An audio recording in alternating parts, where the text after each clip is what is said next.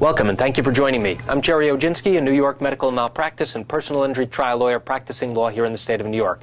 Today's topic is snow and ice cases. If you slip and fall on ice, do you have a case? The answer is maybe. Here's what I mean.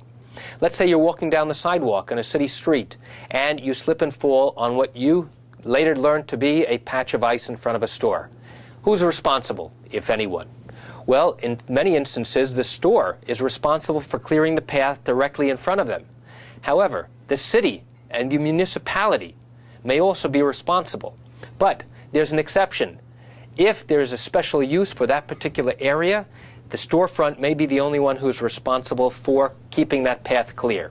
Once we can identify who actually has the obligation to keep that area clear, we now have to look and see whether or not that owner or the storefront or whoever had that duty to keep it clear had enough notice that there was a dangerous condition there that they should have taken steps to clean away.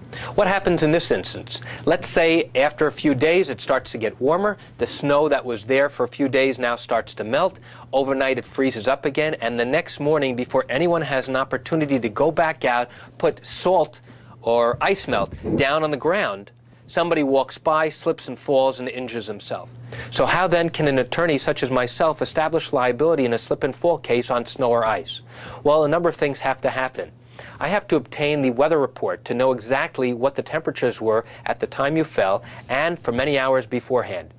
I have to be able to establish that the person who owns that piece of property had an obligation and a duty to keep that area clean. I have to find out through investigation whether or not this condition existed for an extensive period of time such that they should have cleaned away the area. And if so, what steps did they actually take to clean away the area? Did they have a snowplow come? Did they have somebody come and shovel the driveway or the pathway that was supposed to be clear? There have been many instances where someone has been injured after, say, a parking lot has been cleared away, the snow has melted, it's refrozen, now people walk back out and someone gets hurt. And being able to prove that the owner of the property is responsible is not an easy undertaking. But with proper investigation and with help from you and anyone else that may have seen the incident, we may be able to do that. If you have further questions about slip and fall cases on snow or ice, please pick up the phone and call me. My number is 516-487-8207, or you can reach me by email at lawmed10@yahoo.com. I want to thank you for joining me. I'm Jerry Oginski. Have a great day.